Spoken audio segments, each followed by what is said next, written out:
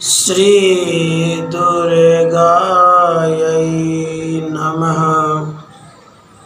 अथ श्री दुर्गा सप्तशती प्रथमो अध्याय। मेधा ऋषि का राजा सूरत और समाधि को भगवती की महिमा बताते हुए मधु कैटभ का प्रसंग सुनाना। विनियोग। ओम प्रथम चरित्रस्य ब्रह्मा ऋषि महाकाली देवता गायत्री छंदः नंदा शक्ति रक्तदंतिका बीजम अग्निस्तवं ऋग्वेदः स्वरूपं श्री महाकाली प्रीत्यर्थे प्रथम चरित्र जपे विनियोगः। प्रथम चित्र के ब्रह्मा ऋषि महाकाली देवता गायत्री छंद नंदा शक्ति रक्तदंतिका बीज अग्नि तत्व और ऋग्वेद स्वरूप है। श्री महाकाली देवता की प्रसन्नता के लिए प्रथम चैत्र के जप में विनियोग किया जाता है। ध्यानम। भगवान विष्णु के सो जाने पर मधु और कैटभ को मारने के लिए कमल जन्मा ब्रह्मा जी ने जिनका स्तवन किया था, उन महाकाली देवी का मैं सेवन करता हूँ। वे अपने 10 हाथों में खड्ग, चक्र, गदा, बाण, धनुष, परीघ, शूल, भुसुंडी, मस्तक और शंख धारण करती हैं। उनके 3 नेत्र हैं। वे समस्त अंगों में दिव्य आभूषणों से विभूषित हैं। उनके शरीर की कांति नीलमणि के समान है तथा वे 10 मुख और 10 पैरों से युक्त हैं। ओम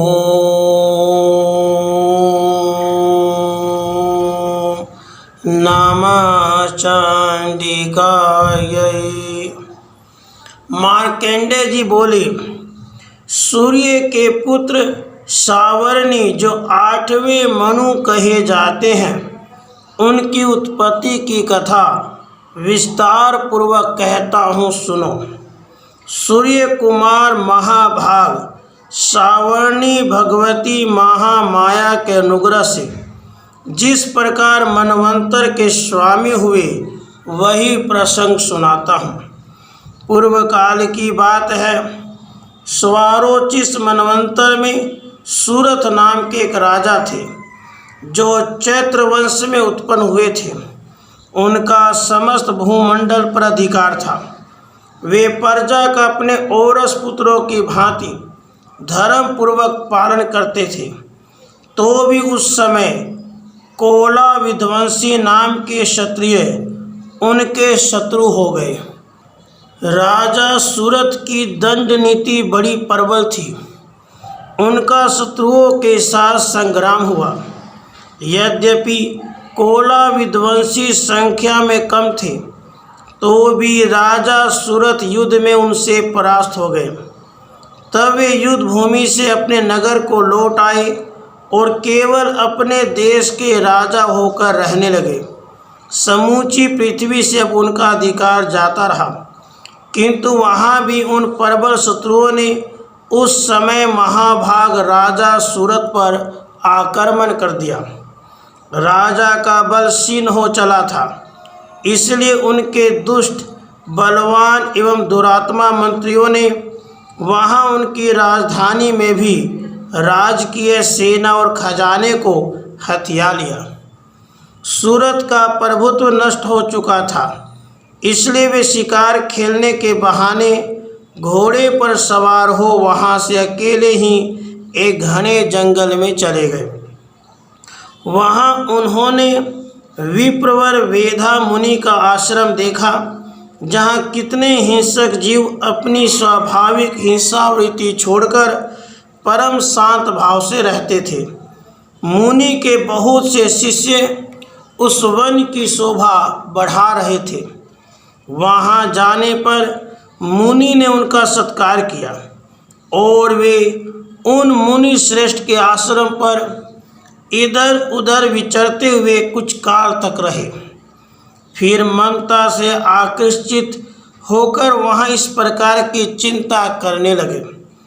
पूर्व काल में मेरे पूर्वजों ने जिसका पालन किया था, वही नगर आज मुझसे रहित है। पता नहीं मेरे दुराचारी भृत्यगण उसकी धर्मपूर्वक रक्षा करते हैं या नहीं। जो सदा मद की वर्षा करने वाला और शूरवीर था, वही मेरा प्रधान हाथी अब शत्रुओं के अधीन होकर न जाने किन भोगों को भोगता होगा। जो लोग मेरी कृपा, धन और भोजन पाने से सदा मेरे पीछे पीछे चलते थे, वे निश्चय अब दूसरे राजाओं का अनुसरण करते होंगे। उन अपव्ययी लोगों के द्वारा सदा खर्च होते रहने के कारण अत्यंत कष्ट से जमा किया हुआ मेरा वह खजाना खाली हो जाएगा। ये तथा और भी कई बातें राजा सूरत निरंतर सोचते रहते थे। एक दिन उन्होंने वहाँ विप्रवर मेधा के आश्रम के निकट एक वैश्य को देखा। उससे पूछा, भाई तुम कौन हो? यहाँ तुम्हारे आने का क्या कारण है? तुम क्यों शोकग्रस्त और अनमने से दिखाई देते हो?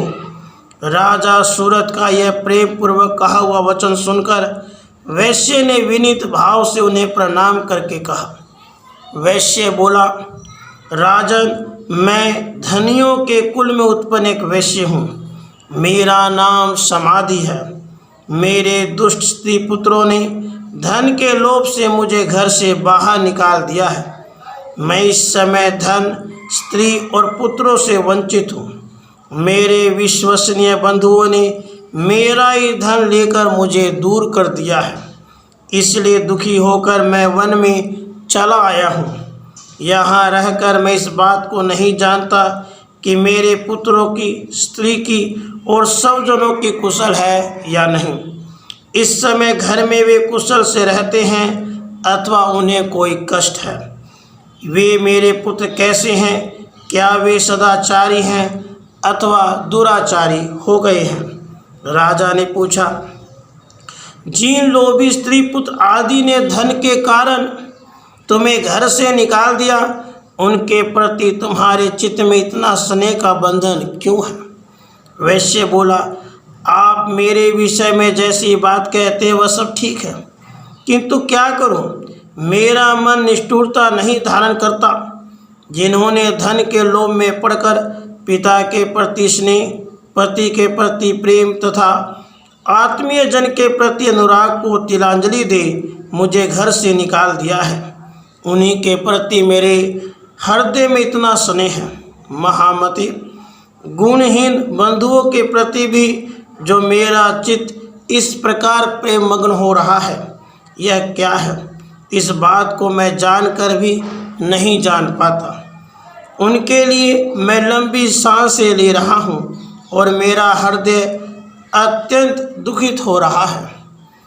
उन लोगों में प्रेम का सर्वथा अभाव है, तो भी उनके प्रति जो मेरा मन निष्ठुर नहीं हो पाता, उसके लिए मैं क्या करूं? मार्कंडेय जी कहते हैं, ब्राह्मण, उसके बाद राजाओं में श्रेष्ठ सूरत और वह समाधि नामक वैश्य दोनों साथ साथ मेधा मुनि की सेवा में उपस्थित हुए और उनके साथ यथा योग्य न्याय अनुकूल विनयपूर्ण बर्ताव करके बैठे।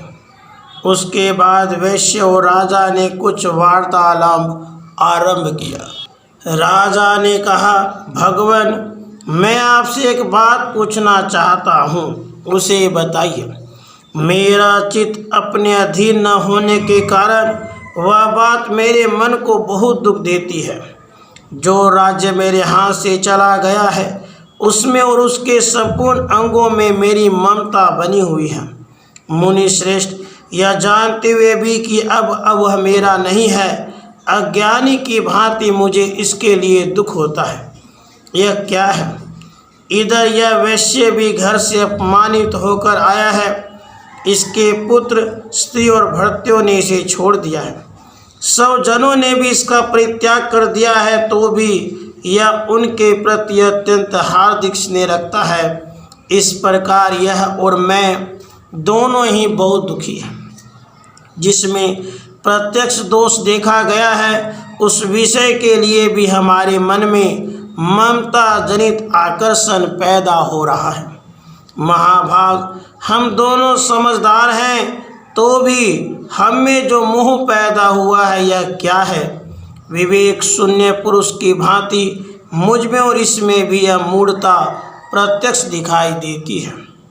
ऋषि बोली, महाभाग, विषय मार्ग का ज्ञान जब जीवों को होता है, इसी प्रकार विषय भी सबके लिए अलग अलग है। कुछ प्राणी दिन में नहीं देखते और दूसरे रात में ही नहीं देखते, तथा कुछ जीव ऐसे हैं जो दिन और रात्रि में ही बराबर ही देखते हैं। यह ठीक है कि मनुष्य समझदार होते हैं, किंतु केवल वे ही ऐसे नहीं होते। पशु, पक्षी और मृग आदि सभी प्राणी समझदार होते हैं। मनुष्यों की समझ भी वैसी होती है जैसी उन मृग और पक्षियों की होती है, तथा जैसी मनुष्यों की होती है वैसी ही उन मृग, पक्षी आदि की होती है। यह तथा अन्य बातें भी प्रायः दोनों में समान ही है। समझ होने पर भी इन पक्षियों को तो देखो, ये स्वयं भूख से पीड़ित होते हुए भी मोहवश बच्चों की चोंच में कितने चाव से अन्न के दाने डाल रहे हैं। नरश्रेष्ठ, क्या तुम नहीं देखते कि ये मनुष्य समझदार होते हुए भी लोभवश अपने किए हुए उपकार का बदला पाने के लिए पुत्रों की अभिलाषा करते हैं? यद्यपि उन सब में समझ की कमी नहीं है, फिर भी वे संसार की स्थिति, जन्म मरण की परंपरा बनाए रखने वाली भगवती महामाया के प्रभाव द्वारा ममता में भंवर से युक्त मोह के गहरे गर्त में गिराए गए हैं। इसमें आश्चर्य नहीं करना चाहिए। जगदीश्वर भगवान विष्णु की योग निद्रा रूपा जो भगवती महामाया है, उन्हीं से यह जगत मोहित हो रहा है। वे भगवती महामाया देवी ज्ञानियों के भी चित्त को बलपूर्वक खींचकर मोह में डाल देती हैं। वे ही संपूर्ण चराचर जगत की सृष्टि करती हैं, तथा वे ही प्रसन्न होने पर मनुष्यों को मुक्ति के लिए वरदान देती हैं। वे ही पराविद्या, संसार बंधन और मोक्ष की हेतु भूता सनातनी देवी तथा संपूर्ण ईश्वरों की भी अधीश्वरी है। राजा ने पूछा, भगवान, जिन्हें आप महामाया कहते हैं वे देवी कौन हैं? ब्राह्मण, उनका आविर्भाव कैसे हुआ? उनके चरित्र कौन कौन हैं? ब्रह्मवेताओं में श्रेष्ठ महर्षि उन देवी का जैसा प्रभाव हो, जैसा स्वरूप हो और जिस प्रकार प्रादुर्भाव हुआ हो, वह सब मैं आपके मुख से सुनना चाहता हूँ। ऋषि बोले, राजन, वास्तव में तो वे देवी नित्य स्वरूपा ही हैं। संपूर्ण जगत उन्हीं का रूप है तथा उन्होंने समस्त विश्व को व्याप्त कर रखा है। फिर भी उनका प्राकट्य अनेक प्रकार से होता है। वह मुझसे सुनो। यद्यपि वे नित्य और अजन्मा हैं, तथापि जब देवताओं का कार्य सिद्ध करने के लिए प्रकट होती हैं, उस समय लोक में उत्पन्न हुई कहलाती है। कल्प के अंत में जब संपूर्ण जगत एकारणों में निमग्न हो रहा था और सबके प्रभु भगवान विष्णु शेष नाग के सैया बिछाकर योग निद्रा का आश्रय ले सो रहे थे, उस समय उनके कानों के मैल से दो भयंकर असुर उत्पन्न हुए, जो मधु और कैटभ के नाम से विख्यात थे। वे दोनों ब्रह्मा जी का वध करने को तैयार हो गए। भगवान विष्णु के नाभि कमल में विराजमान प्रजापति ब्रह्मा जी ने जब उन दोनों भयानक असुरों को अपने पास आया और भगवान को सोया हुआ देखा। तब एकाग्रचित होकर उन्होंने भगवान विष्णु को जगाने के लिए उनके नेत्रों में निवास करने वाली योग निद्रा का स्तवन आरंभ किया, जो इस विश्व की अधीश्वरी, जगत को धारण करने वाली, संसार का पालन और संहार करने वाली तथा तेज स्वरूप भगवान विष्णु की अनुपम शक्ति हैं। उन्हीं भगवती निद्रा देवी की भगवान ब्रह्मा स्तुति करने लगे। ब्रह्मा जी ने कहा, हे देवी, तुम ही स्वाहा, तुम ही सवधा, तुम ही वसटकार हो। स्वर भी तुम्हारे ही स्वरूप हैं। तुम ही जीवनदायिनी सुधा हो। नित्य अक्षर प्रणों में अकार, उकार, मकार, इन तीनों मात्राओं के रूप में तुम स्थित हो। इन तीनों मात्राओं के अतिरिक्त जो बिंदु रूपा नित्य अर्ध मात्रा है, जिसका विशेष रूप से उच्चारण नहीं किया जा सकता, वह भी तुम ही हो। देवी, तुम ही संध्या, सावित्री तथा परम जननी हो। देवी, तुम ही इस विश्व ब्रह्मांड को धारण करती हो। तुमसे ही जगत की सृष्टि होती है, तुम ही से इसका पालन होता है और सदा तुम ही कल्प के अंत में सबको अपना ग्रास बना लेती हो। हे जगन्मयी देवी, इस जगत की उत्पत्ति के समय तुम सृष्टि रूपा हो, पालन काल में स्थिति रूपा हो, कल्पांत के समय संहार रूप धारण करने वाली हो। तुम ही महाविद्या, महामाया, महामेधा, महास्मृति, महामोहरूपा, महादेवी और महासूरी हो। तुम ही तीनों गुणों को उत्पन्न करने वाली सबकी प्रकृति हो। भयंकर काल, रात्रि, महारात्रि और मोहरात्रि भी तुम ही हो। तुम ही श्री, तुम ही ईश्वरी, तुम ही श्रृंग और तुम ही बोध स्वरूप बुद्धि हो। लज्जा, पुष्टि, तुष्टि, शांति और क्षमा भी तुम ही हो। तुम खड्ग धारिणी, शूल धारिणी, घोर रूपा तथा गदा, शक्र, शंख और धनुष धारण करने वाली हो। बाण, भुसुंडी और परिघ ये भी तुम्हारे अस्त्र हैं। तुम सौम्य और सौम्यतर हो। इतना ही नहीं, जितने भी सौम्य एवं सुंदर पदार्थ हैं, उन सब की अपेक्षा तुम अत्यधिक सुंदरी हो। पर और अपर सबसे परे रहने वाली परमेश्वरी तुम ही हो। सर्वस्वरूपे देवी, कहीं भी सत असत रूप जो कुछ वस्तुएं हैं और उन सब की जो शक्ति है, वह तुम ही हो। ऐसी अवस्था में तुम्हारी स्तुति क्या हो सकती है? जो इस जगत की सृष्टि, पालन और संहार करते हैं, उन भगवान को भी जब तुमने निद्रा के अधीन कर दिया है, तब तुम्हारी स्तुति करने में यहाँ कौन समर्थ हो सकता है? मुझको, भगवान शंकर को तथा भगवान विष्णु को भी तुमने ही शरीर धारण कराया है, अतः तुम्हारी स्तुति करने की शक्ति किसमें है? हे देवी, तुम तो अपने इन उदार प्रभावों से ही प्रशंसित हो। ये दोनों दुर्धर्ष असुर मधु और कैटभ हैं, इनको मुँह में डाल दो और जगदीश्वर भगवान विष्णु को शीघ्र ही जगा दो। साथ ही इनके भीतर इन दोनों महान असुरों को मार डालने की बुद्धि उत्पन्न कर दो। ऋषि कहते हैं, राजन, जब ब्रह्मा जी ने वहाँ मधु और कैटभ को मारने के उद्देश्य से भगवान विष्णु को जगाने के लिए तमोगुण की अधिष्ठात्री देवी योग निद्रा की इस प्रकार स्तुति की, तब वे भगवान के नेत्र, मुख, नासिका, बाहु, हृदय और वक्षस्थल से निकलकर अव्यक्त जन्मा ब्रह्मा जी के दृष्टि के समक्ष खड़ी हो गई। योग निद्रा से मुक्त होने पर जगत के स्वामी भगवान जनार्दन उस एकानव के जल में शेष नाग की सैया से जाग उठे। फिर उन्होंने उन दोनों असुरों को देखा। वे दुरात्मा मधु और कैटभ अत्यंत बलवान तथा पराक्रमी थे और क्रोध से लाल आंखें किए ब्रह्मा जी को खा जाने के लिए उद्योग कर रहे थे। तब भगवान श्री हरि ने उठकर उन दोनों के साथ 5000 वर्षों तक केवल बाहु युद्ध किया। वे दोनों भी अत्यंत बल के कारण उन्मत्त हो रहे थे।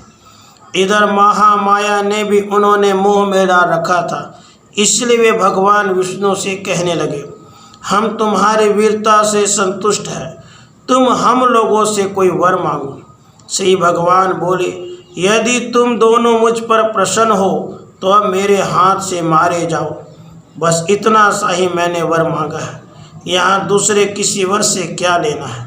ऋषि कहते हैं, इस प्रकार धोखे में आ जाने पर जब उन्होंने संपूर्ण जगत में जल ही जल देखा, तब कमल नयन भगवान से कहा, जहाँ पृथ्वी जल में डूबी हुई न हो, जहाँ सूखा स्थान हो, वहीं हमारा वध करो। ऋषि कहते हैं, तब तथास्तु कहकर शंख चक्र और गदा धारण करने वाले भगवान ने उन दोनों के मस्तक अपनी जांघ पर रखकर चक्र से काट डाले। इस प्रकार ये देवी महामाया ब्रह्मा जी की स्तुति करने पर स्वयं प्रकट हुई थी। अब पुनः तुमसे उनके प्रभाव का वर्णन करता हूँ, सुनो। इस प्रकार से मार्कंडेय पुराण में सावर्णिक मनवंतर की कथा के अंतर्गत देवी महात्म्य में मधुकैटभ वध नामक पहला अध्याय पूरा हुआ।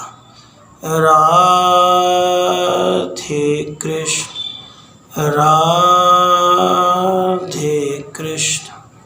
अथ श्री दुर्गा सप्तशती द्वितीय अध्याय। देवताओं के तेज से देवी का प्रादुर्भाव और महिषासुर की सेना का वध। विनियोग। ओम मध्यम चरित्रस्य विष्णुरऋषि महालक्ष्मीर्देवता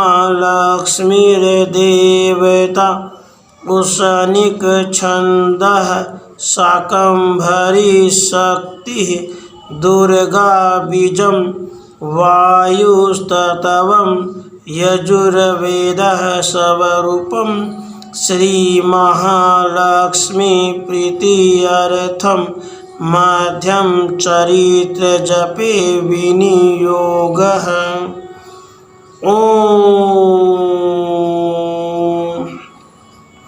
मध्यम चरित्र के विष्णु ऋषि महालक्ष्मी देवता उष्णिक छंद शाकंभरी शक्ति दुर्गा बीज वायु तत्व और यजुर्वेद स्वरूप है।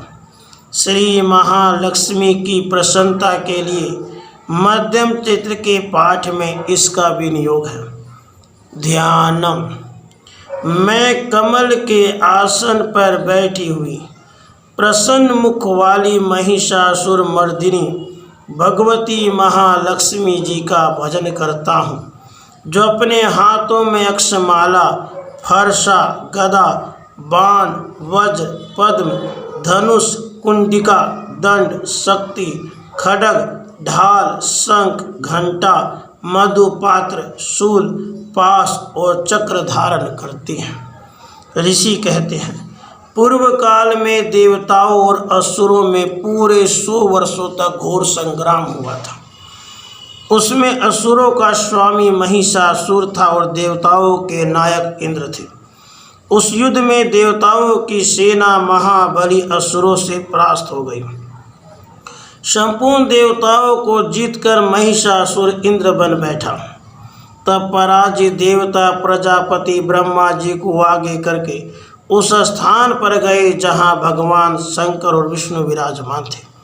देवताओं ने महिषासुर के पराक्रम तथा अपनी पराजय का यथावत वृत्तांत उन दोनों देवेश्वरों से विस्तार पूर्वक कह सुनाया। वे बोले, भगवान, महिषासुर सूर्य, इंद्र, अग्नि, वायु, चंद्रमा, यम, वरुण तथा अन्य देवताओं के भी अधिकार छीनकर स्वयं ही सबका अधिष्ठाता बना बैठा है। उस दुरात्मा महिष ने समस्त देवताओं को स्वर्ग से निकाल दिया है। अब वे मनुष्यों की भांति पृथ्वी पर विचरते हैं। दैत्यों की यह सारी करतूत हमने आप लोगों से कह सुनाई। अब हम आपकी ही शरण में आए हैं, उसके वध का कोई उपाय सोचिए। इस प्रकार देवताओं के वचन सुनकर भगवान विष्णु और शिव ने दैत्यों पर बड़ा क्रोध किया। उनकी भौहें तन गई और मुंह टेढ़ा हो गया। तब अत्यंत कोप में भरे हुए चक्रपाणी श्री विष्णु जी के मुख से एक महान तेज प्रकट हुआ। इसी प्रकार ब्रह्मा, शंकर तथा इंद्र आदि अन्य अन्य देवताओं के शरीर से भी बड़ा भारी तेज निकला। वह सब मिलकर एक हो गया। महान तेज का वह पुंज जाज्वल्यमान पर्वत सा जान पड़ा। देवताओं ने देखा, वहाँ उसकी ज्वालाएं संपूर्ण दिशाओं में व्याप्त हो रही थीं। संपूर्ण देवताओं के शरीर से प्रकट हुए उस तेज की कहीं तुलना नहीं थी। एकत्रित होने पर वह एक नारी के रूप में परिणत हो गया और उसके प्रकाश से तीनों लोकों में व्याप्त जान पड़ा। भगवान शंकर का जो तेज था उससे उस देवी का मुख प्रकट हुआ। यमराज के तेज से उसके शरीर में बाल निकल आए। श्री विष्णु भगवान के तेज से उसकी भुजाएं उत्पन्न हुई। चंद्रमा के तेज से दोनों स्तनों का और इंद्र के तेज से मध्य भाग कटी प्रदेश का प्रादुर्भाव हुआ। वरुण के तेज से जंघा और पिंडली तथा पृथ्वी के तेज से नितंब भाग प्रकट हुआ। ब्रह्मा के तेज से दोनों चरण और सूर्य के तेज से उसकी अंगुलियां हुई। वसुओं के तेज से हाथों की अंगुलियां और कुबेर के तेज से नासिका प्रकट हुई। उस देवी के दांत प्रजापति के तेज और तीनों नेत्र अग्नि के तेज से प्रकट हुए थे। उसकी भौहें संध्या के और कान वायु के तेज से उत्पन्न हुए थे। इसी प्रकार अन्य अन्य देवताओं के तेज से उस कल्याणमयी देवी का आविर्भाव हुआ। उसके बाद समस्त देवताओं के तेजपुंज से प्रकट हुए देवी को देखकर महिषासुर के सताए हुए देवता बहुत प्रसन्न हुए। पिनाकधारी भगवान शंकर ने अपने शूल से एक शूल निकालकर उन्हें दिया। फिर भगवान विष्णु ने भी अपने चक्र से चक्र उत्पन्न करके भगवती को अर्पण किया। वरुण ने भी शंख भेंट किया। अग्नि ने उन्हें शक्ति दी। वायु ने धनुष तथा बाण से भरे हुए 2 तरकस प्रदान किए। सहस्र नेत्रों वाले देवराज इंद्र ने अपने वज्र से वज्र उत्पन्न करके दिया और ऐरावत हाथी से उतारकर एक घंटा भी प्रदान किया। यमराज ने काल दंड से दंड, वरुण ने पास, प्रजापति ने सप्तिकाक्ष की माला और ब्रह्मा जी ने कमंडलू प्रदान किया। सूर्य ने देवी के समस्त रोमकूपों में अपनी किरणों का तेज भर दिया। काल ने उन्हें चमकती हुई ढाल और तलवार दी। क्षीर समुद्र ने उज्ज्वल हार तथा कभी जीर्ण न होने वाले 2 दिव्य वस्त्र भेंट किए। साथ ही उन्होंने दिव्य चूड़ामणि, 2 कुंडल, कड़े, उज्ज्वल अर्धचंद्र, सब बाहुओं के लिए केयूर, दोनों चरणों के लिए निर्मल निपुर, गले की सुंदर हंसली और सब अंगुलियों में पहनने के लिए रत्नों की बनी अंगूठियाँ भी दी। विश्वकर्मा ने उन्हें अत्यंत निर्मल फरसा भेंट किया। साथ ही अनेक प्रकार के अस्त्र और अभेद्य कवच दिए। इनके सिवा मस्तक और वक्षस्थल पर धारण करने के लिए कभी न कुमलाने वाले कमलों की मालाएं दी। जल्दी ने उन्हें सुंदर कमल का फूल भेंट किया। हिमालय ने सवारी के लिए सिंह और भांति भांति के रत्न समर्पित किए। धनाध्यक्ष कुबेर ने मधु से भरा पान पात्र दिया। तथा संपूर्ण नागों के राजा शेष ने, जो इस पृथ्वी को धारण करते हैं, उन्हें बहुमूल्य मणियों से भूषित नागहार भेंट दिया। इसी प्रकार अन्य देवताओं ने भी आभूषण और अस्त्र शस्त्र देकर देवी का सम्मान किया। उसके बाद उन्होंने बारंबार अट्टहास पूर्वक उच्च स्वर से गर्जना की। उनके भयंकर नाद से संपूर्ण आकाश गूंज उठा। देवी का वह अत्यंत उच्च स्वर से किया हुआ सिंहनाद कहीं समा न सका। आकाश उसके सामने लघु प्रतीत होने लगा। उससे बड़े जोर की प्रतिध्वनि हुई, जिससे संपूर्ण विश्व में हलचल मच गई और समुद्र कांप उठे। पृथ्वी डोलने लगी, समस्त पर्वत हिलने लगे। उस समय देवताओं ने अत्यंत प्रसन्नता के साथ सिंहवाहिनी भवानी से कहा, देवी तुम्हारी जय हो। साथ ही महर्षियों ने भक्ति भाव से विनम्र होकर उनका स्तवन किया। संपूर्ण त्रिलोकी को शोभग्रस्त देख दैत्यगण अपनी समस्त सेना को कवच आदि से सुसज्जित कर हाथों में हथियार ले सहसा उठकर खड़े हो गए। उस समय महिषासुर ने बड़े क्रोध में आकर कहा, आह, यह क्या हो रहा है। फिर वह संपूर्ण असुरों से घिरकर उस सिंहनाद की ओर लक्ष्य करके दौड़ा और आगे पहुंचकर उसने देवी को देखा जो अपनी प्रभा से तीनों लोकों को प्रकाशित कर रही थी। उनके चरणों के भार से पृथ्वी दबी जा रही थी, माथे के मुकुट से आकाश में रेखा से खींच रही थी तथा वे अपने धनुष की टंकार से सातों पातालों को शुद्ध किए देती थी। देवी अपनी हजारों भुजाओं से संपूर्ण दिशाओं को आच्छादित करके खड़ी थी। उसके बाद उनके साथ दैत्यों का युद्ध छिड़ गया। नाना प्रकार के अस्त्र शस्त्रों के प्रहार से संपूर्ण दिशाएं उद्भासित होने लगी। चिक्षुर नामक महान असुर महिषासुर का सेना नायक था। वह देवी के साथ युद्ध करने लगा। अन्य दैत्यों की चतुरंगनी सेना साथ लेकर चामर भी लड़ने लगा। 60,000 रथियों के साथ आकर उदग्र नामक महादैत्य ने लोहा लिया। 1 करोड़ रथियों को साथ लेकर महाहनु नामक दैत्य युद्ध करने लगा, जिसके रोए तलवार के समान तीखे थे। वह असीलोमा नामक महादैत्य 5 करोड़ रथी सैनिकों सहित युद्ध में आ डटा। 60 लाख रथियों से घिरा हुआ बास्कल नामक दैत्य भी उस युद्ध भूमि में लड़ने लगा। परिवारित नामक राक्षस हाथी सवार और घुड़सवारों के अनेक दलों तथा 1 करोड़ रथियों की सेना लेकर युद्ध करने लगा। बिडाल नामक दैत्य 5 अरब रथियों से घिर कर लोहा लेने लगा। इनके अतिरिक्त और भी हजारों महादैत्य रथ, हाथी और घोड़ों के सेना साथ लेकर वहां देवी के साथ युद्ध करने लगे।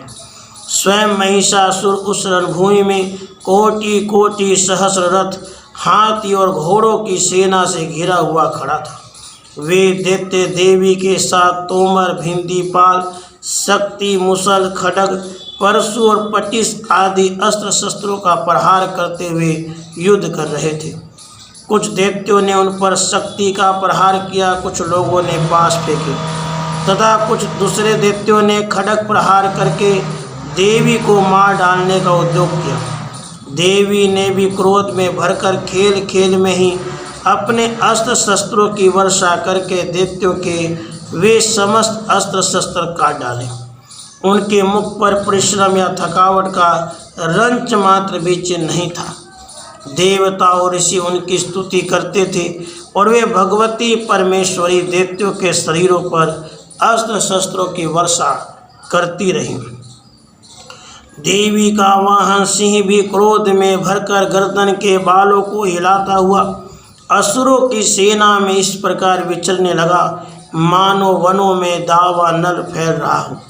रणभूमि में दैत्यों के साथ युद्ध करती हुई अंबिका देवी ने जितने निःश्वास छोड़े वे सभी तत्काल सैकड़ों हजारों गणों के रूप में प्रकट हो गए। परशु, भिंदीपाल, खड्ग तथा पटिस आदि अस्त्रों द्वारा असुरों का सामना करने लगे। देवी की शक्ति से बढ़े हुए वे गण असुरों का नाश करते हुए नगाड़ा और शंख आदि बाजे बजाने लगे। उस संग्राम महोत्सव में कितने ही गण मृदंग बजा रहे थे। उसके बाद देवी ने त्रिशूल से, गदा से, शक्ति की वर्षा से, खड्ग आदि से सैकड़ों महादैत्यों का संहार कर डाला। कितने को घंटे के भयंकर नाद से मूर्छित करके मार गिराया। बहुतेरे दैत्यों को पास से बांधकर धरती पर घसीटा। कितने ही दैत्य उनकी तीखी तलवार के मार से 2-2 टुकड़े हो गए। कितने ही गदा की चोट से घायल हो धरती पर सो गए। कितने ही मूसल की मार से अत्यंत आह होकर रक्त बमन करने लगे। कुछ दैत्य शूल से छाती फट जाने का पृथ्वी पर ढेर हो गए। उस रणांगन में बाण समूहों की वृष्टि से कितने ही असुरों की कमर टूट गई। बाज की तरह झपटने वाले देव पीड़क दैत्यगण अपने प्राणों से हाथ धोने लगे। किन्हीं की बाहें छिन भिन हो गई, कितनों की गर्दनें कट गई, कितने ही दैत्यों के मस्तक कट कट कर गिरने लगे। कुछ लोगों के शरीर मध्य भाग में ही विदीर्ण हो गए। कितने ही महादैत्य जांघें कट जाने से पृथ्वी पर गिर पड़े। कितनों के ही देवी ने एक बाह, एक पैर और एक नेत्र वाले करके 2 टुकड़ों में चीर डाला। कितने ही दैत्य मस्तक कट जाने पर भी गिरकर फिर उठ जाते और केवल धड़ के ही रूप में अच्छे अच्छे हथियार हाथ में ले देवी के साथ युद्ध करने लगते थे। दूसरे कबंध युद्ध के बाजों की लय पर नाचते थे। कितने ही बिना सिर के धड़ हाथों में खड्ग शक्ति और ऋषि के लिए दौड़ते थे तथा दूसरे दूसरे महादैत्य ठहरो ठहरो यह कहते हुए देवी को युद्ध के लिए ललकारते थे। जब वह घोर संग्राम हुआ था, वहाँ की धरती देवी के गिराए हुए रथ, हाथी, घोड़े और असुरों की लाशों से ऐसी पड़ गई कि वहाँ चलना फिरना असंभव हो गया। दैत्यों की सेना में हाथी, घोड़े और असुरों के शरीरों से इतनी अधिक मात्रा में रक्तपात हुआ था कि थोड़े ही देर में वहाँ खून की बड़ी बड़ी नदियाँ बहने लगीं। जगदम्बा जी ने असुरों की विशाल सेना को क्षण भर में नष्ट कर दिया, ठीक उसी तरह जैसे तीन और काट के भारी ढेर को आग कुछ ही क्षणों में भस्म कर देती है। और वह सिंह भी गर्दन के बालों को हिला हिलाकर जोर जोर से गर्जना करता हुआ दैत्यों के शरीरों से मानो उनके प्राण चुने लेता था। वहाँ देवी के गणों ने भी उन महादैत्यों के साथ ऐसा युद्ध किया जिससे आकाश में खड़े हुए देवतागण उन पर बहुत संतुष्ट हुए और फूल बरसाने लगे। इस प्रकार श्री मार्कंडेय पुराण में सावर्णिक मनवंतर की कथा के अंतर्गत देवी महात्म्य में महिषासुर की सेना का वध नामक दूसरा अध्याय पूरा हुआ। राधे कृष्ण राधे कृष्ण। श्री दुर्गा सप्तशती तृतीयो अध्याय। सेनापतियों सहित महिषासुर का वध। ध्यानम। जगदम्बा जी के श्री अंगों की कांति उदय काल के सहस्रों सूर्यों के समान है। वे लाल रंग की रेशमी साड़ी पहने हुए हैं। उनके गले में मुंडमाला शोभा पा रही है। दोनों स्तनों पर रक्त चंदन का लेप लगा है। वे अपने कर कमलों में जप मालिका, विद्या और अभय तथा वर नामक मुद्राएं धारण किए हुए हैं। 3 नेत्रों से सुशोभित मुखार विंद की बड़ी शोभा हो रही है। उनके मस्तक पर चंद्रमा के साथ ही रत्नमय मुकुट बंधा है तथा वे कमल के आसन पर विराजमान है। ऐसी देवी को मैं भक्ति पूर्वक प्रणाम करता हूँ। ऋषि कहते हैं, दैत्यों की सेना को इस प्रकार तहस नहस होते देख महादैत्य सेनापति चिक्षुर क्रोध में भरकर अंबिका देवी से युद्ध करने के लिए आगे बढ़ा। वह असुर रणभूमि में देवी के ऊपर इस प्रकार बाणों की वर्षा करने लगा जैसे बादल मेरुगिरी के शिखर पर पानी की धार बरसा रहा हो। तब देवी ने अपने बाणों से उसके बाण समूह को अनायास ही काटकर उसके घोड़ों और सारथी को भी मार डाला। साथ ही उसके धनुष तथा अत्यंत ऊंची ध्वजा को भी तत्काल काट गिराया। धनुष कट जाने पर उसके अंगों को अपने बाणों से बींध डाला। धनुष, रथ, घोड़े और सारथी के नष्ट हो जाने पर वह असुर ढाल और तलवार लेकर देवी की ओर दौड़ा। उसने तीखी धार वाली तलवार से सिंह के मस्तक पर चोट करके देवी की भी बाईं भुजा में बड़े वेग से प्रहार किया। राजन, देवी की बाह पर पहुँचते ही वह तलवार टूट गई। फिर तो क्रोध से लाल आंखें करके उस राक्षस ने शूल हाथ में लिया और उसे उस महादैत्य ने भगवती भद्रकाली के ऊपर चलाया। वह शूल आकाश से गिरते हुए सूर्य मंडल की भांति अपने तेज से प्रज्वलित हो उठा। उस शूल को अपनी ओर आते देख देवी ने भी शूल का प्रहार किया। उससे राक्षस के शूल के सैकड़ों टुकड़े हो गए। साथ ही महादैत्य चिक्षुर की भी धज्जियां उड़ गई। वह प्राणों से हाथ धो बैठा। महिषासुर के सेनापति उस महाप्रकर्मी चिक्षुर के मारे जाने पर देवताओं को पीड़ा देने वाला चामर हाथी पर चढ़कर आया। उसने भी देवी के ऊपर शक्ति का प्रहार किया, किंतु जगदम्बा जी ने उसे अपने हुंकार से ही आहत एवं निष्प्रभ करके तत्काल पृथ्वी पर गिरा दिया। शक्ति टूटकर गिरी हुई देख चामर को बड़ा क्रोध हुआ। अब उसने शूल उठाया, किंतु देवी ने उसे भी अपने बाणों द्वारा काट डाला। इतने में ही देवी का सिंह उछलकर हाथी के मस्तक पर चढ़ बैठा और उस दैत्य के साथ खूब जोर लगाकर बाहुयुद्ध करने लगा। वे दोनों लड़ते लड़ते हाथी से पृथ्वी पर आ गए और अत्यंत क्रोध में भरकर एक दूसरे पर बड़े भयंकर प्रहार करते हुए लड़ने लगे। उसके बाद सिंह बड़े वेग से आकाश की ओर उछला और उधर से गिरते समय उसने पंजों की मार से चामर का सिर धड़ से अलग कर दिया। इसी प्रकार उदग्र भी शीला और वृक्ष आदि की मार खाकर रणभूमि में देवी के हाथ से मारा गया तथा कराल भी दांतों, मुख और थप्पड़ों की चोट से धराशायी हो गया। क्रोध में भरी हुई देवी ने गदा की चोट से उद्धत का कचूमर निकाल डाला।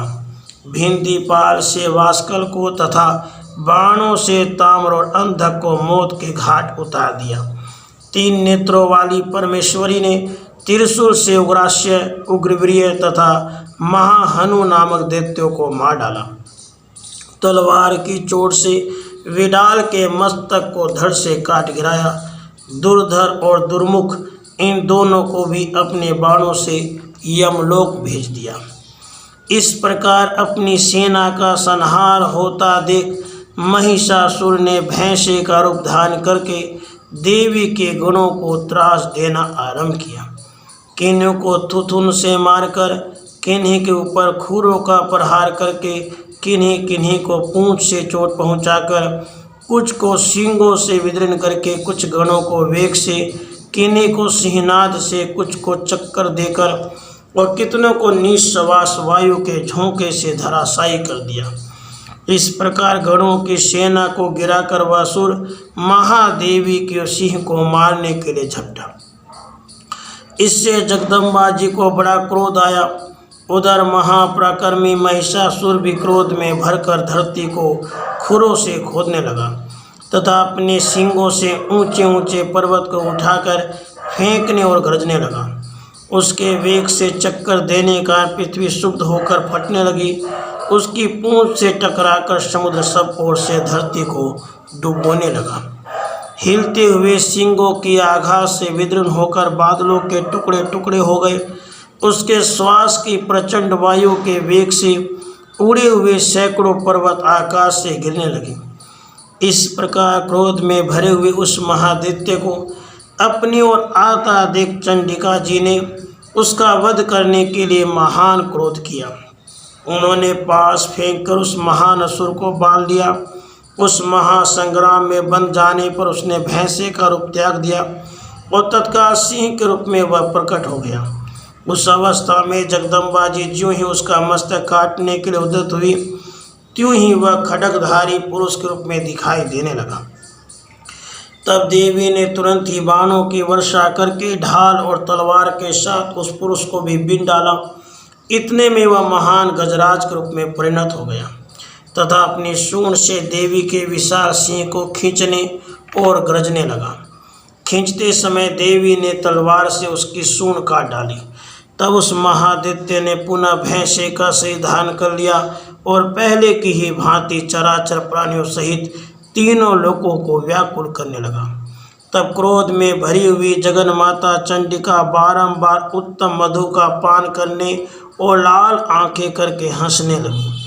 उधर वह बल और पराक्रम के मद से उन्मत्त हुआ राक्षस गरजने लगा और अपने सींगों से चंडी के ऊपर पर्वतों को फेंकने लगा। उस समय देवी अपने बाणों के समूहों से उसके फेंके हुए पर्वतों को चूर्ण करती हुई बोली। बोलते समय उनका मुख मधु के मद से लाल हो रहा था और वाणी लड़खड़ा रही थी। देवी ने कहा, ओ मूढ़, मैं जब तक मधु पीती हूँ तब तक तो क्षण भर के लिए खूब गरज ले। मेरे हाथ से यहीं तेरी मृत्यु हो जाने पर अब शीघ्र ही देवता भी गर्जना करेंगे। ऋषि कहते हैं, यूँ कहकर देवी उछली और उस महादैत्य के ऊपर चढ़ गई। फिर अपने पैरों से उसे दबाकर उन्होंने शूल से उसके कंठ में आघात किया। उनके पैर से दबा होने पर भी महिषासुर अपने मुख से दूसरे रूप से बाहर होने लगा। अभी आधे शरीर से ही वह बाहर निकलने पाया था कि देवी ने अपने प्रभाव से उसे रोक दिया। आधा निकला होने पर भी वह महादैत्य देवी से युद्ध करने लगा। तब देवी ने बहुत बड़ी तलवार से उसका मस्तक काट गिराया। फिर तो हाहाकार करती हुई दैत्यों की सारी सेना भाग गई और संपूर्ण देवता अत्यंत प्रसन्न हो गए। देवताओं ने दिव्य महर्षियों के साथ दुर्गा देवी का स्तवन किया। गंधर्वराज गाने लगे और अप्सराएं नृत्य करने लगी। इस प्रकार श्री मार्कंडेय पुराण में श्रावणिक मनवंतर की कथा के अंतर्गत देवी महात्म्य में महिषासुर वध नामक तीसरा अध्याय पूरा हुआ। राधे कृष्ण राधे कृष्ण। श्री दुर्गा सप्तशती चतुर्थो अध्याय। इंद्र आदि देवताओं द्वारा देवी की स्तुति। ध्यानम। सिद्धि की इच्छा रखने वाले पुरुष जिनकी सेवा करते हैं तथा देवता जिन्हें सब ओर से घेरे रहते हैं, उन जया नाम वाली दुर्गा देवी का ध्यान करें। उनके श्री अंगों की आभा काले मेघ के समान श्याम है। वे अपने कटाक्षों से शत्रु समूह को भय प्रदान करती हैं। उनके मस्तक पर आबद्ध चंद्रमा की रेखा शोभा पाती है। वे अपने हाथों में शंख, चक्र, कृपाण और त्रिशूल धारण करती हैं। उनके 3 नेत्र हैं। वे सिंह के कंधे पर चढ़ी हुई हैं और अपने तेज से तीनों लोकों को परिपूर्ण कर रही हैं। ऋषि कहते हैं, अत्यंत पराक्रमी दुरात्मा महिषासुर तथा उसकी दैत्य सेना की देवी के हाथ से मारे जाने पर इंद्र आदि देवता प्रणाम के लिए गर्दन तथा कंधे झुकाकर उन भगवती दुर्गा का उत्तम वचनों द्वारा स्तवन करने लगे। उस समय उनके सुंदर अंगों में अत्यंत हर्ष के का रोमांच हो आया था। देवता बोले, संपूर्ण देवताओं की शक्ति का समुदाय है जिनका स्वरूप है। जिन देवी ने अपने शक्ति से संपूर्ण जगत को व्याप्त कर रखा है, समस्त देवताओं और महर्षियों की पूजनिया उन जगदम्बा को हम भक्ति पूर्वक नमस्कार करते हैं। वे हम लोगों का कल्याण करें। जिनके अनुपम प्रभाव और बल का वर्णन करने में भगवान शेषनाग, ब्रह्मा जी तथा महादेव जी भी समर्थ नहीं हैं, वे भगवती चंडिका संपूर्ण जगत का पालन एवं अशुभ भय का नाश करने का विचार करें। जो पुण्यात्माओं के घरों में स्वयं ही लक्ष्मी रूप से, पापियों के यहाँ दरिद्रता रूप से, शुद्ध अंतःकरण वाले पुरुषों के हृदय में बुद्धि रूप से, सत्पुरुषों में श्रद्धा रूप से, कुलीन मनुष्य में लज्जा रूप से निवास करती हैं, उन आप भगवती दुर्गा को हम नमस्कार करते हैं। हे देवी, आप संपूर्ण विश्व का कल्याण कीजिए। हे देवी, आपकी इस अचिंत्य रूप का, असुरों का नाश करने वाले भारी पराक्रम का समस्त देवताओं और दैत्यों के समक्ष युद्ध में प्रकट किए हुए आपके अद्भुत चित्रों का हम किस प्रकार वर्णन करें। आप संपूर्ण जगत की उत्पत्ति में कारण हैं। आप में सत्वगुण, रजोगुण और तमोगुण है। ये तीनों गुण मौजूद हैं, तो भी दोषों के साथ आपका संसर्ग नहीं जान पड़ता। भगवान विष्णु और महादेव जी आदि देवता भी आपका पार नहीं पाते। आप ही सबका आश्रय हैं। यह समस्त जगत आपका अंशभूत है, क्योंकि आप सबकी आदिभूत अव्याकृता परा प्रकृति है। देवी, संपूर्ण यज्ञों में जिसके उच्चारण से सब देवता तृप्ति लाभ करते हैं वह स्वतः आप ही हैं। इसके अतिरिक्त आप पितरों को भी तृप्ति का कारण है, इसलिए सब लोग आपको सवधा भी कहते हैं। देवी, जो मोक्ष की प्राप्ति का साधन है, अचिंत्य महाव्रत स्वरूपा है, समस्त दोषों से रहित जितेंद्रिय तत्व को ही सार वस्तु मानने वाले, मोक्ष की अभिलाषा रखने वाले मुनिजन जिनका अभ्यास करते हैं वह भगवती पराविद्या आप ही हैं। आप शब्द स्वरूपा हैं। अत्यंत निर्मल ऋग्वेद, यजुर्वेद तथा उद्गीत के मनोहर पदों के पाठ से युक्त सामवेद का भी आधार आप ही हैं। आप देवी त्रयी, तीनों वेद और भगवती छह ऐश्वर्यों से युक्त हैं। इस विश्व की उत्पत्ति एवं पालन के लिए आप ही वार्ता, खेती एवं आजीविका के रूप में प्रकट हुई हैं। आप संपूर्ण जगत की घोर पीड़ा का नाश करने वाली हैं। हे देवी, जिससे समस्त शास्त्रों के सार का ज्ञान होता है वह मेधा शक्ति आप ही हैं। दुर्गम भव सागर से पार उतारने वाली नौका रूप दुर्गा देवी भी आप ही हैं। आपकी कहीं भी आसक्ति नहीं है। कैटभ के शत्रु भगवान विष्णु के वक्षस्थल में एकमात्र निवास करने वाली भगवती लक्ष्मी, भगवान चंद्रशेखर द्वारा सम्मानित गौरी देवी भी आप ही हैं। आपका मुख मंद मुस्कान से सुशोभित, निर्मल पूर्ण चंद्रमा के बिंब का अनुकरण करने वाला, उत्तम सुवर्ण की मनोहर कांति से कमनीय है। तो भी उसे देखकर महिषासुर को क्रोध हुआ और सहसा उसने उस पर प्रहार कर दिया। यह बड़े आश्चर्य की बात है। देवी, वही मुख जब क्रोध से युक्त होने पर उदय काल के चंद्रमा की भांति लाल और तनी हुई भौहों के कारण विकराल उठा, तब उसे देखकर जो महिषासुर के प्राण तुरंत नहीं निकल गए वह उससे भी बढ़कर आश्चर्य की बात है, क्योंकि क्रोध में भरे हुए यमराज को देखकर भला कौन जीवित रह सकता है। देवी, आप प्रसन्न हो। परमात्मा स्वरूपा आपके प्रसन्न होने पर जगत का अभ्युदय होता है और क्रोध में भर जाने पर आप तत्काल ही कितने कुलों का सर्वनाश कर डालती हैं। यह बात अभी अनुभव में आई है, क्योंकि महिषासुर की विशाल सेना क्षण भर में आपके कोप से नष्ट हो गई है। सदा अभ्युदय प्रदान करने वाली आप जिन पर प्रसन्न रहती हैं वे ही देश में सम्मानित हैं। उन्हीं को धन और यश की प्राप्ति होती है। उन्हीं का धर्म कभी शिथिल नहीं होता। वे ही अपने हष्ट पुष्ट स्त्री, पुत्र और भृत्यों के साथ धन्य माने जाते हैं। देवी, आपकी ही कृपा से पुण्य आत्मा पुरुष प्रतिदिन अत्यंत श्रद्धापूर्वक सदा सब प्रकार के धर्म अनुकूल कर्म करता है और उसके प्रभाव से स्वर्ग लोक में जाता है। इसलिए आप तीनों लोकों में निश्चय ही मनोवांछित फल देने वाली हैं। हे माँ दुर्गे, आप स्मरण करने पर सब प्राणियों का भय हर लेती हैं और स्वस्थ पुरुषों द्वारा चिंतन करने पर उन्हें परम कल्याणमयी बुद्धि प्रदान करती हैं। दुख, दरिद्रता और भय हरने वाली देवी, आपके सिवा दूसरी कौन है जिसका चित्त सबका उपकार करने के लिए सदा ही दयालु रहता है। हे देवी, इन राक्षसों के मारने से संसार को सुख मिले।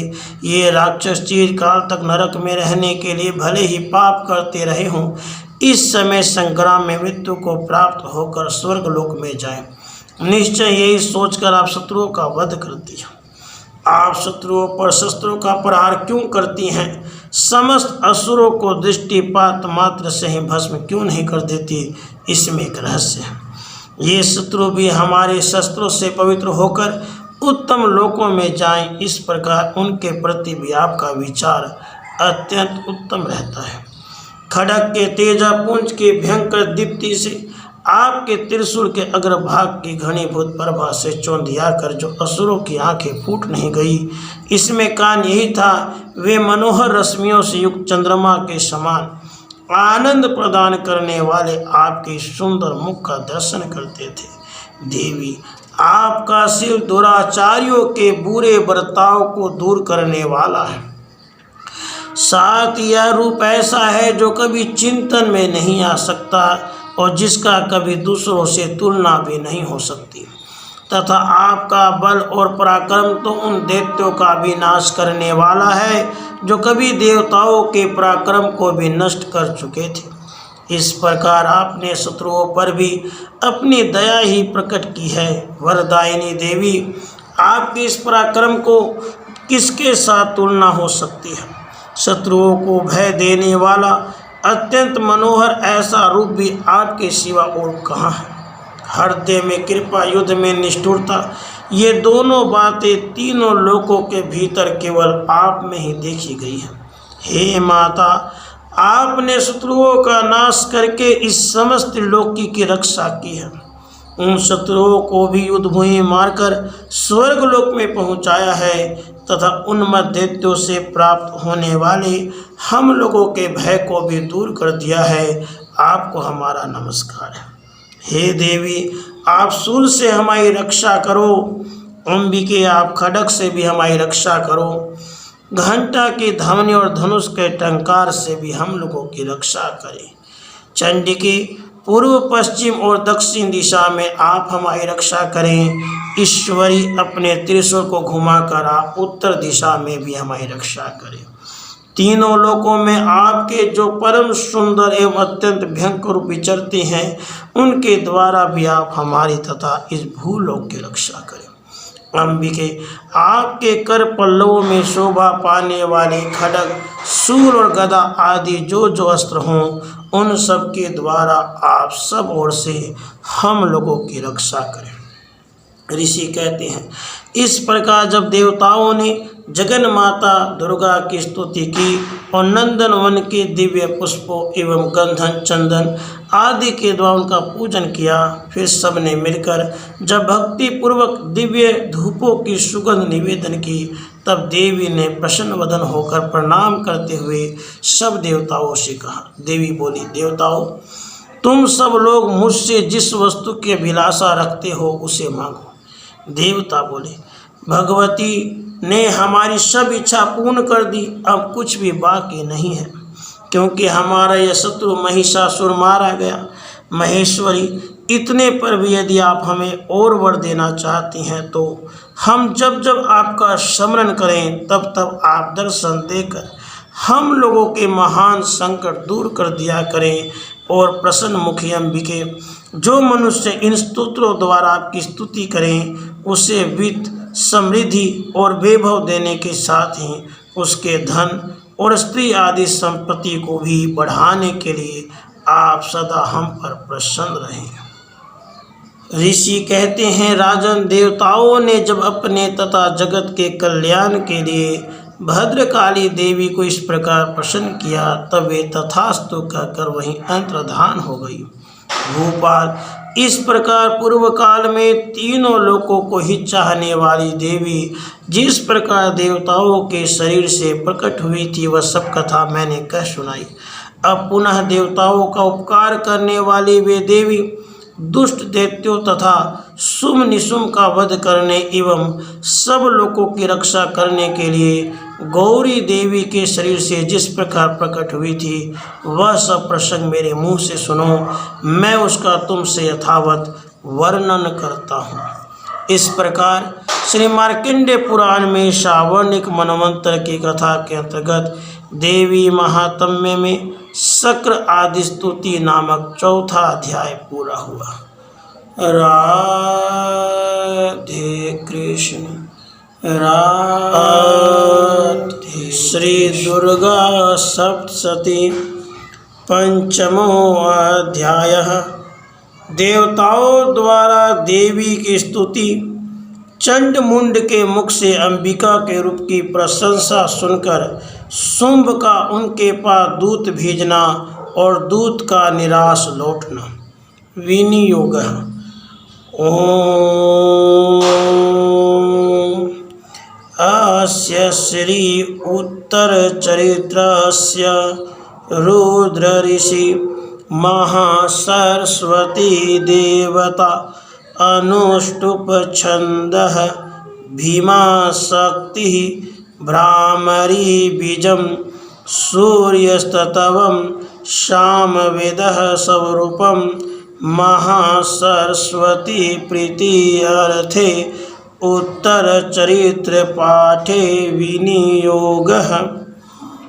ओम। इस उत्तर चित्र के रुद्र ऋषि हैं, महासरस्वती देवता हैं, अनुष्टुप छंद है, भीमा शक्ति हैं, भ्रामरी बीज है, सूर्य तत्व है और शाम वेद स्वरूप है। महासरस्वती की प्रसन्नता के लिए उत्तर चित्र के पाठ में इसका विनियोग किया जाता है।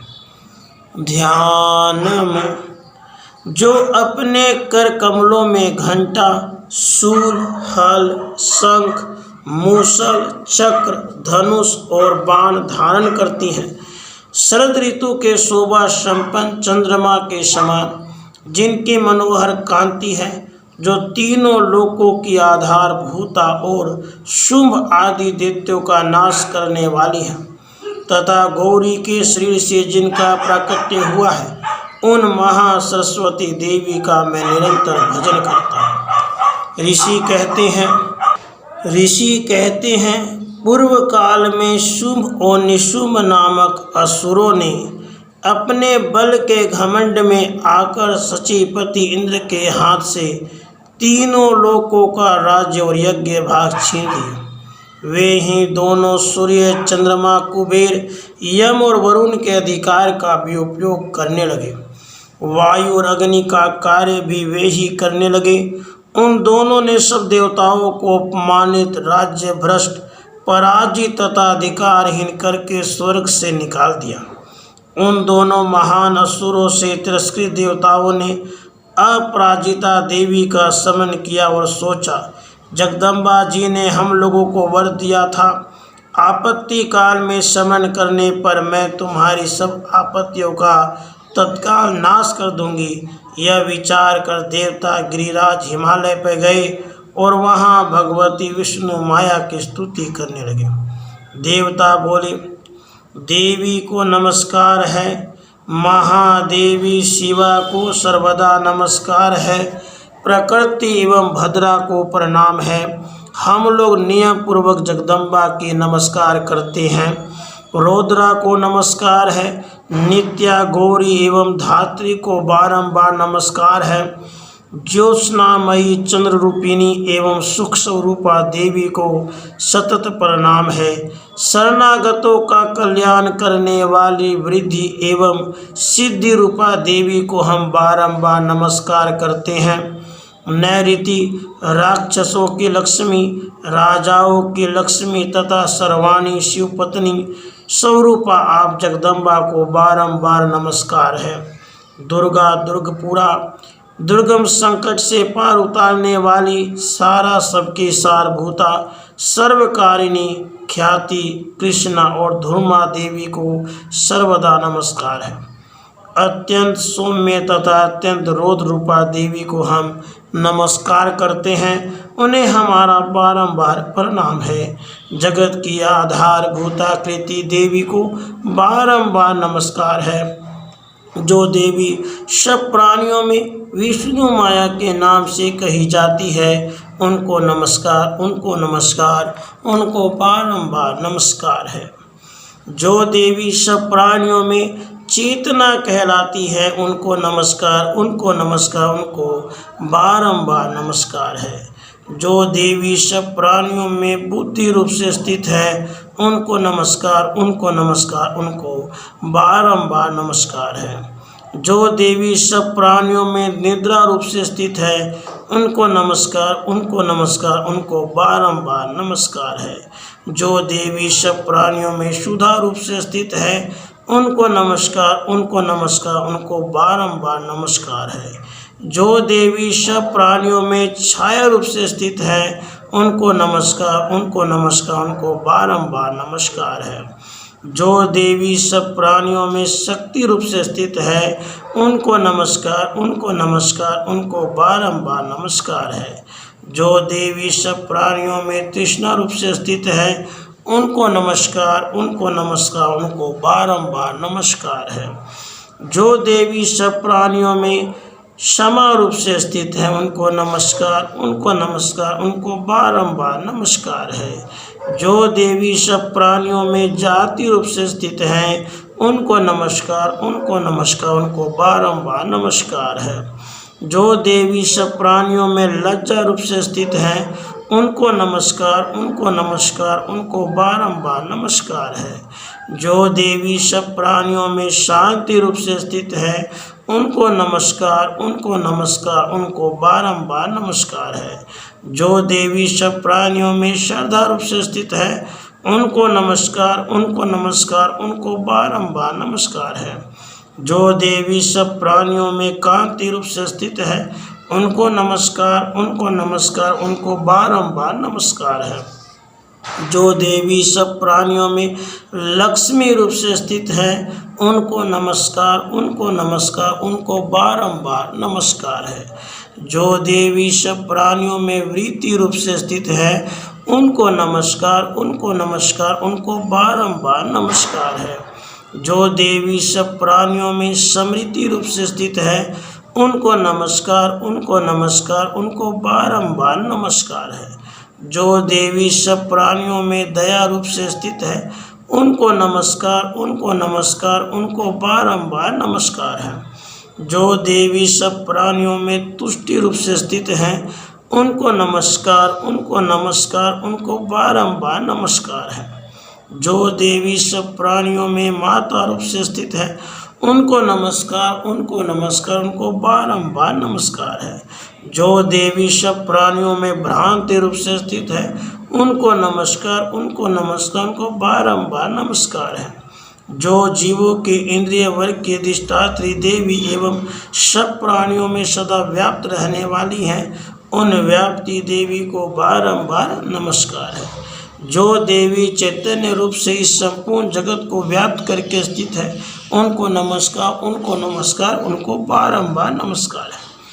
पूर्व काल में अपने अभिष्ट की प्राप्ति होने से देवताओं ने जिनकी स्तुति की तथा देवराज इंद्र ने बहुत दिनों तक जिनका सेवन किया वह कल्याण की साधन भूता ईश्वरी हमारा कल्याण और मंगल करे और सारी आपत्तियों का नाश कर डाले।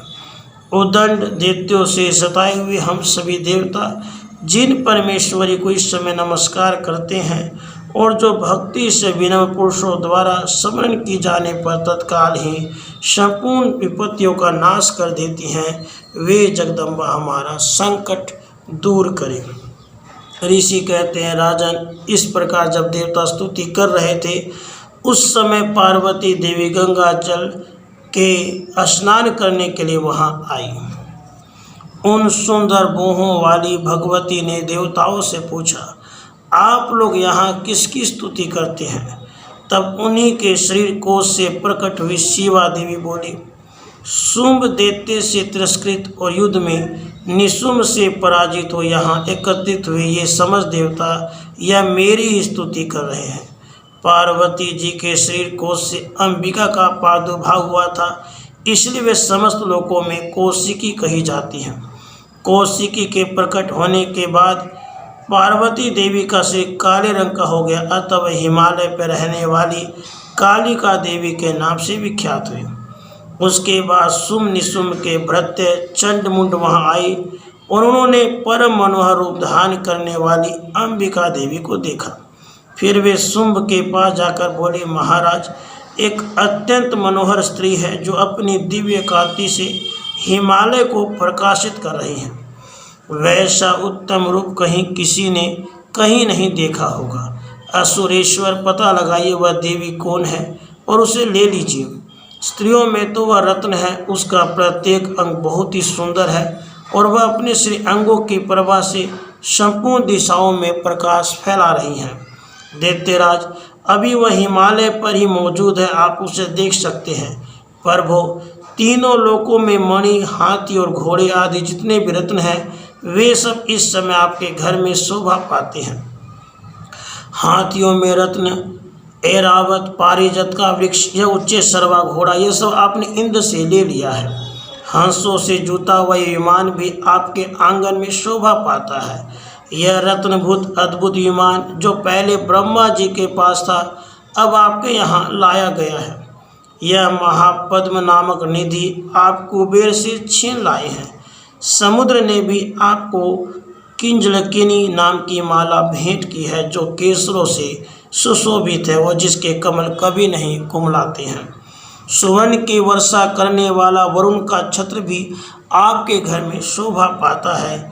यह श्रेष्ठ रस जो पहले से प्रजापति के अधिकार में था, अब आपके पास मौजूद है। दैत्येश्वर, मृत्यु की उत्क्रांतिदा नाम वाली शक्ति भी आपने छीन ली है। वरुण का पास, समुद्र में होने वाले सब प्रकार के रत्न आपके भाई निशुंभ के अधिकार में है। अग्नि ने भी स्वतः शुद्ध किए हुए 2 वस्त्र आपकी सेवा में अर्पित किए हैं। दैत्यराज, इस प्रकार सभी रत्न आपने एकत्र कर लिए हैं, फिर जो स्त्रियों में रत्नमय कल्याणमयी देवी हैं, इसे आप क्यों नहीं अपने अधिकार में कर लेते। ऋषि कहते हैं, चंडमुंड का यह वचन सुनकर शुंभ ने महादैत्य सुग्रीव को दूत बनाकर देवी के पास भेजा और कहा, तुम मेरी आज्ञा से उसके सामने ये बातें कहना और ऐसा उपाय करना जिससे प्रसन्न होकर वह शीघ्र ही यहाँ आ जाए। वह दूत पर्वत के अत्यंत रमणीय प्रदेश में जहाँ देवी मौजूद थी गया और मधुर वाणी में कोमल वचन बोला। दूत बोला, देवी, दैत्यराज शुंभ इस समय तीनों लोकों के परमेश्वर हैं। मैं उन्हीं का भेजा हुआ दूत हूँ और यहाँ तुम्हारे पास ही आया हूँ। उनकी आज्ञा सदा सब देवता एक स्वर से मानते हैं, कोई उसका उल्लंघन नहीं कर सकता। वे संपूर्ण देवताओं को परास्त कर चुके हैं। उन्होंने तुम्हारे लिए जो संदेश भेजा है उसे सुनो। संपूर्ण त्रिलोकी मेरे अधिकार में है, देवता भी मेरे आज्ञा के अधीन चलते हैं। संपूर्ण यज्ञों के भोगों को मैं ही पृथक पृथक भोगता हूँ। तीनों लोकों में जितने श्रेष्ठ रत्न हैं वे सब मेरे अधिकार में है। देवराज इंद्र का वाहन ऐरावत जो हाथियों में रत्न के समान है, मैंने छीन लिया है। क्षीर सागर का मंथन करने से जो अश्वरत्न उच्च सर्वा प्रकट हुआ था, उसे देवताओं ने मेरे पैरों में पड़कर समर्पित किया है।